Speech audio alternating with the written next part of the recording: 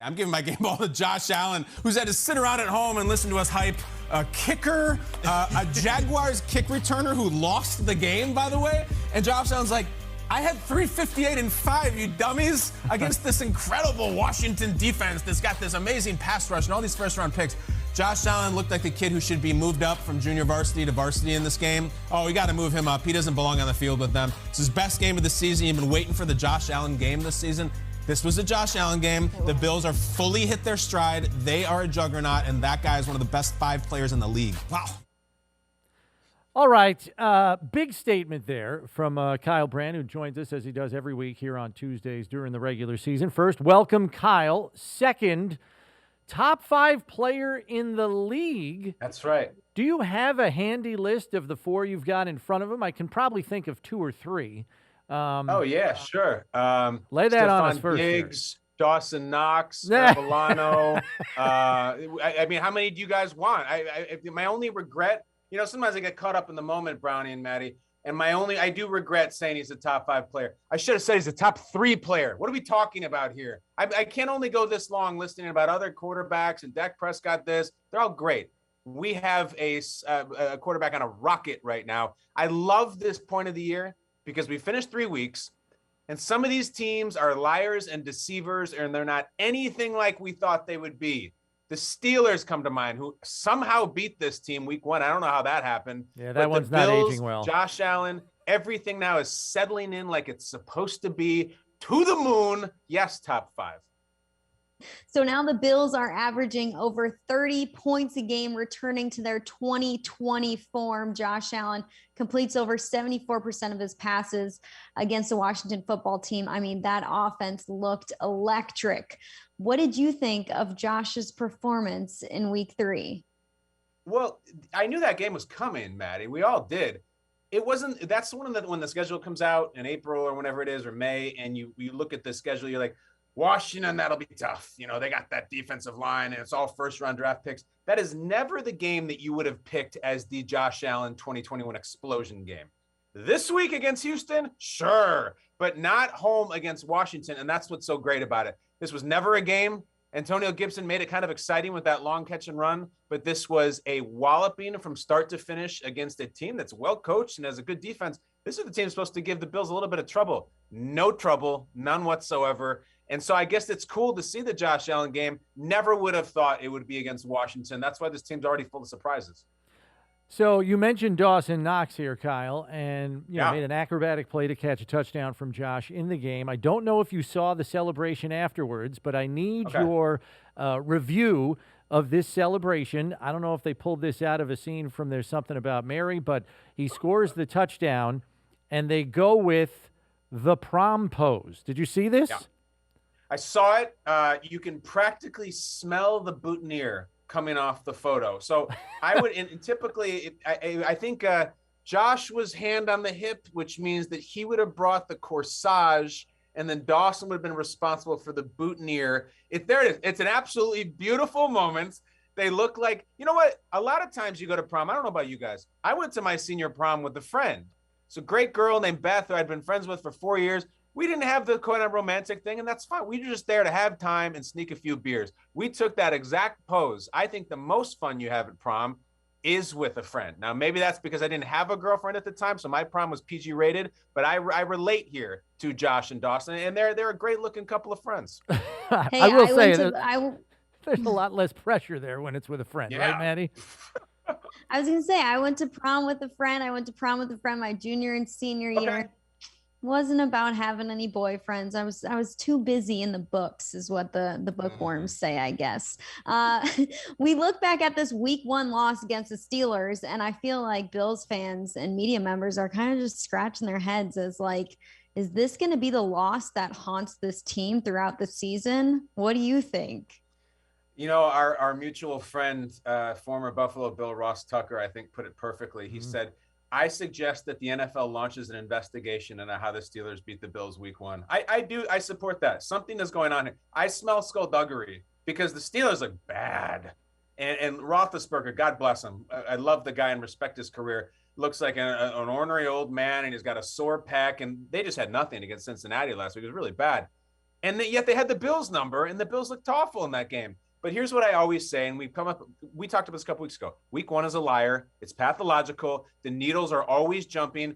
The Packers got destroyed on week 1. They didn't even belong in the same field as the Saints, and now Rodgers looks like an MVP candidate. I always throw week 1 away. Week 2, as we've talked about, is the Boy Scout, tells the truth. And now we're at the real interesting period where week 3 is like you're thinking about, like, should we put a ring on it? Like, this is who the teams are. If you're not good by week 3, I don't have time for you. And on the flip side, if you are good by week 3, I believe in you. Now, teams that come up like that, I believe in the Raiders. I have to after 3-0 and a couple quality wins. I believe in the Broncos. They don't have quality wins. They haven't played anybody, and people want to point that out. But I would only say, as we look at this AFC landscape that the Bills might run into in the playoffs, the Broncos have not played good teams, but they've beaten the crap out of the bad teams. That is what you're supposed to do. I think these teams are good now at 3-0. 2-0, I couldn't care less. 3-0 is a big deal. Yeah, and you didn't even mention the Chargers, who I think are for real Right. as well. The AFC is really shaping up to be such a much tougher landscape to navigate than the NFC. I don't even think it's close. But looking to the Bills' Week 4 game this week, I don't think I've ever seen a point spread at 17 or 17.5 points, but that is the reality this week for Bills-Texans. Davis Mills comes in as essentially what is a third-string quarterback, Deshaun Watson stuff, whatever. But no Tyrod, who's still on IR. My concern, Kyle, is this. Not that I'm concerned that Sean McDermott doesn't have his team on the straight and narrow, but when you play teams like the Houston Texans and you are the Bills and you've got a team like Kansas City the following week, Sunday night game, I just worry about the team developing bad habits and then getting smacked in the mouth the next week. What do you think of that? Yeah, I mean, it's easy to overlook. We're calling it the Bills versus Mills, the Mills Mafia against the Bills Mafia. Is that a thing? I think you said it all, Brownie. This is when you could have the greatest players in the world and the greatest roster. The head coach earns his checks weeks like this. This is a McDermott week. I think this week has very little to do with Allen, Diggs, or anybody on defense. I think this is a Coach McDermott week because there is a massive talent difference between these two teams. The Bills should blow them out. And yet you do worry that you look down on the schedule and you see that little arrowhead up there and you're, oh, it's a classic, we'll call it trap game, whatever you want. I have so much faith in Sean McDermott. And even if they were to mail it in, I still think they're that so much better. I wish they could skip this game. I wish the Bills could play the Chiefs tomorrow on Wednesday Night Football. Like, I wish they could play them yesterday. Teams are lining up to play the Chiefs right now. Like, there is a fight in the parking lot to park the team bus at Arrowhead Stadium to get a piece of these guys because they're bleeding. Well, we're just going to talk about it. Look ahead to week 5 because why the heck not? What is your scouting report on the Chiefs right now? What the heck is up with that team? Okay. Great question, Maddie. They've lost 3 out of 4 games going back to last season. I think that Patrick Mahomes' closest comp is in the NBA world. I think Patrick Mahomes is Steph Curry. And there are times, if you watch enough Warriors over the years, that Steph Curry starts drinking his own Kool-Aid and starts pulling up from the logo and half court and doing all this stuff that we love him. But you're like, after a while, Steph, all right, enough. Why don't you check it down to Draymond on the low block? I think Patrick Mahomes is finally drunk on his own gifts. And the no-look stuff is not working anymore. And the redirect Kelsey in the middle of a huge play down the stretch in the fourth quarter to lead to an interception, not working. Listen, I know it's blasphemous in any NFL circles to say that Patrick Mahomes is making mistakes. Patrick Mahomes is throwing some dumb interceptions, not just interceptions, dumb ones. He did it the week before against Baltimore, a throw he had no business making, gets picked off, ends up costing them the game. I think Mahomes is feeling it right now. Remember, this guy spent a whole offseason hearing how heroic he was in the Super Bowl. And, oh, my God, he was running for his lives. And is there any throw he can't make? I think that is what's going on the field right now because all that magic where he does the around the back, no look, through the legs pass, it's biting him. I think they're beatable. I think their run game is inconsistent as hell. I think they overdrafted that Edwards-Helaire, who's a fumbler, and a fumbler will always be a fumbler. And they've never been more beatable since Mahomes show up. I wish Buffalo could play him now. Just get the team together and find a parking lot and play because they've never been more beatable. Let's take that a step further because I was watching some of that Chargers-Chiefs game back. Yeah. And this isn't the first week that we've seen some undisciplined play on the defensive side of the ball for the Chiefs as well. I mean, I'm watching a 2-point conversion, and Herbert has Mike Williams out on the left side. They got nobody on him in a 2-point conversion situation. Tyrann Mathieu is scrambling out there to go cover him. Doesn't get to him in time, and he's, hopping mad there in the end zone, yelling at his teammates. And that's not the only play I'm referencing, Kyle. There's some stuff where they just look all crossed up. I don't know how much that Spagnuolo has changed things there. I know they had Chris Jones playing defensive end the first week or two. That didn't look like it was working. Move him back inside. Get right. Do something. But, I mean, they're giving up 30 burgers to people the last couple of weeks. Well, Brownie, we were led to believe that Spagnuolo fixed everything. This is a very 2019 conversation to have. Oh, we got Kelsey and Tyreek and Mahomes as the future of the sport, but oh my gosh, this defense is soft. This defense is bad. That was the old Chiefs storyline in the era of Mahomes. They fixed it. They got pass rushers now. They got the Honey Badger. Spags fixed it, and they won a Super Bowl, and they did. But now, it's all coming back. Since he got there, they've never had this. This is the deal. He came in, and that is the storyline that is etched in stone in Kansas City and led to a parade. No, totally beatable, totally soft. And I would say this about it. It was one thing to lose to the Ravens, all right? They lost to the Ravens by 1 point on the road. I don't even hold it against them. It was the 4th time they played Lamar. He finally got him. Next week, at home, Herbert never has played Mahomes in Arrowhead, never has played against full fans in Arrowhead, and they lose that game, and they had it. They blew that game, and I don't even think their running game was that bad. I don't even think their defense got destroyed in that game. They just gave it up, and that's not something they've done in 3 years. So again, Bills fans, it's all setting up there. You got a Texans team that doesn't even know what it is and got their quarterback hurt, and now you got the Chiefs fans. It's almost, I hate to say this, you got to beat the Chiefs. You have to this time. If you lose now, then it becomes a question of, oh my God, when are we ever going to beat these guys? I'm already feeling the pressure of this week 5 game. But if the Chiefs aren't the biggest, baddest, toughest team in the AFC, then who's going to be the toughest contenders going up against the Bills in the conference? I guess the question is it still Kansas City? Because we got caught up, and we're doing it now, the 3 of us. But on Good Morning Football, we're bashing them and saying defense this, Mahomes doing this. And we're wondering, all right, so are the Chiefs still sitting at home and being like, these idiots? Have they not watched anything? I don't know if they are. And frankly, I don't know what's going on with this team. They also have the off-the-field deal where they had got a scare from Andy Reid, which is kind of unsettling for the locker room. So we're so used to just saying the Chiefs and everybody else. If it's not the Chiefs, are we saying the Raiders are the best team in the AFC? I mean, they're good. They're definitely good. I can't get there. Is it Baltimore? No. I mean, they needed Detroit to just Detroit times 1,000,000 to even beat the Lions. So it's probably the Bills. I mean, that Bills win over Washington was profound. And I know they lost to Pittsburgh and whatnot, but if I had to pick one right now, I would probably say it's Buffalo. I hate to bring this up, sitting between two Chicago natives, but I know you were rather outspoken about one Justin Fields' first career start, which it was a dumpster fire of epic proportions. And, we've seen people on various networks go off on Matt Nagy and the Bears and everything, and now they set him up to fail. But you can't have look, I love Jason Peters. He started his career here. He's going to be a first-ballot Hall of Famer. But you can't put 39-year-old Jason Peters, who spent the summer eating chips on the couch, one-on-one with Myles Garrett. What are you doing? Is there any way that you can explain your way out of what that game plan was for Justin Fields? I can't, and I've tried to for 48 hours. This is why this storyline is everywhere and why it resonates so much, because what you have is every armchair coach, every kid who played high school football a little bit or coaches flag football is chipping in with their 2 cents about, well, you got to keep the tight end in. You got to chip this. And you know what? Those people are right. They're right for the first times ever. That we still haven't gotten an answer from Matt Nagy about, Coach, what was the plan here? What were you thinking?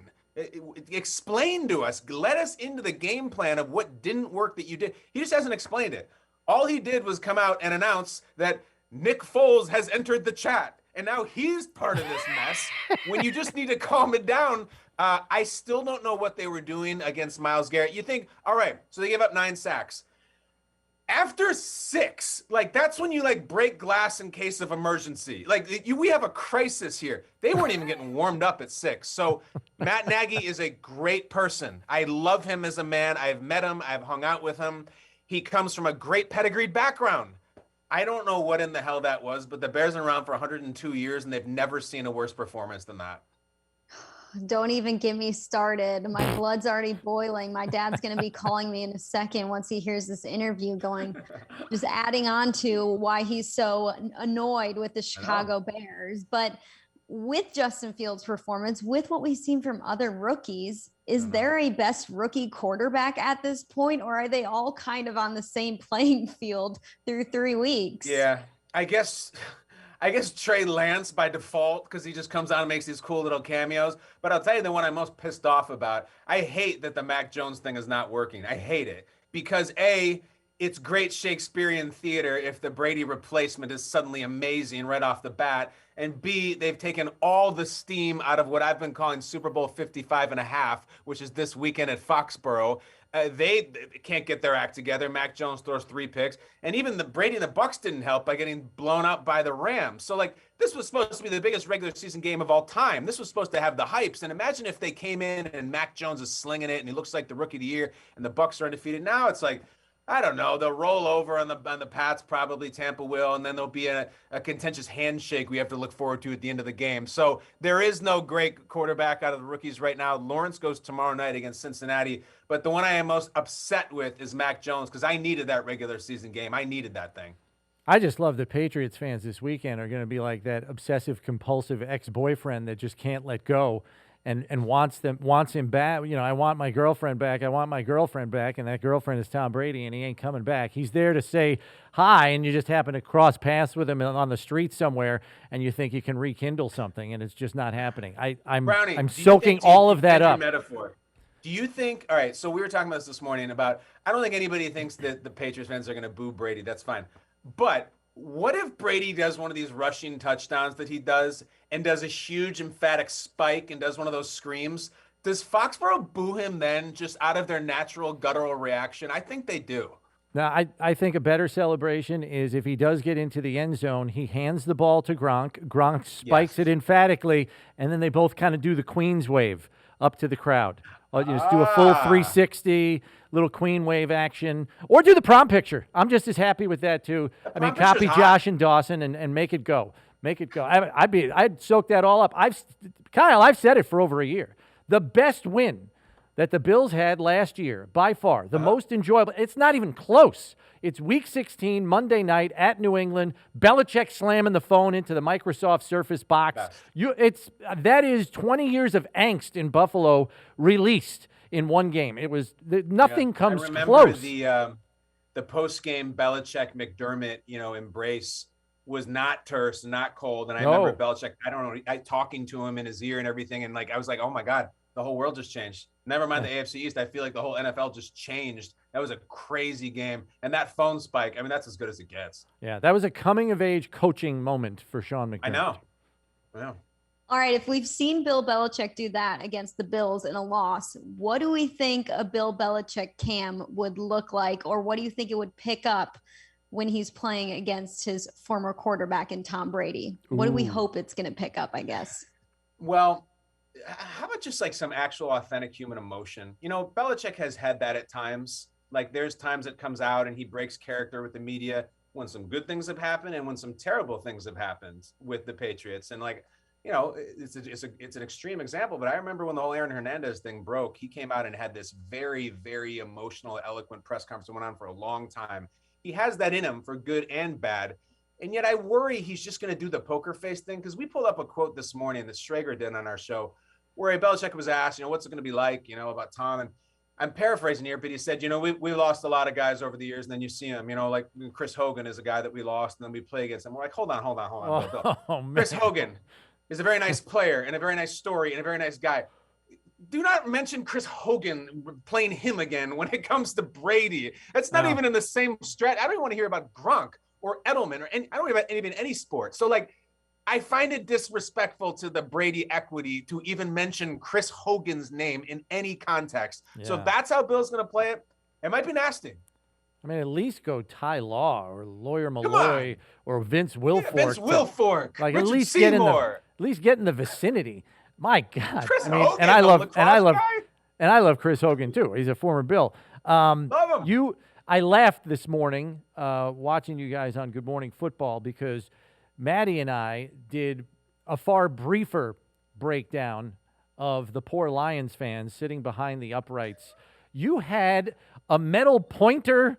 You had 5 different waves of emotions in the crowd. I mean, this was an elaborate breakdown of the fans behind the uprights on Justin Tucker's game-winning 66-yard field goal, which, for the record, should have been a 71-yarder, Kyle, with a delay of game that wasn't called. But we'll bypass that. What prompted you to get this deep in the weeds with the emotions behind the uprights here?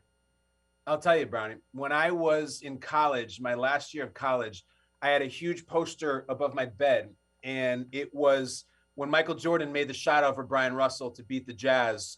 There was this photograph that a lot of people had in Chicago, and Maddie, you'll remember this, that it was of all these Jazz fans, and the ball was splashing through the net, and all these Jazz fans were just pulling their hair out and crying and despairing. And I used to just sit there and look at that just for hours and just picking out my favorite person and who's feeling it the most, who doesn't care. It was the entire human emotional experience.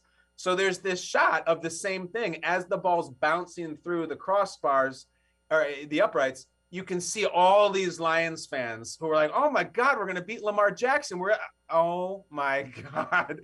And it's like, pick your favorite. It's like a Where's Waldo, except you're looking for the most miserable or most shocked person. It's an unbelievable exercise. I had fun doing it on TV this morning. I suggest everybody can look at the picture and do it yourself. It's fun.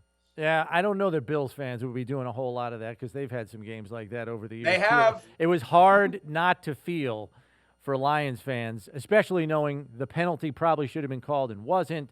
So it was just a whole mess. But you know what they say, Brownie? You know what I say in response to that penalty? They would have tried it from 71 and he would have made it. And I know that he gave it and it landed right at 67 on the board, 66. 71? It's Ford Field.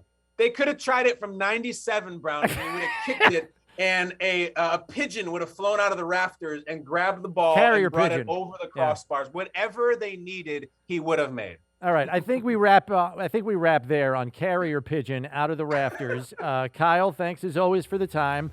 We will catch up with you next week, where we hopefully are talking about a 30-point Bills victory. I'll give it to you 41-11. That is precisely 30 points. Yes, 41-11, and then we'll get into some Chiefs talk next week. You guys are the best. Thank you very much for having me, and go Bills. Yeah, go Bills indeed.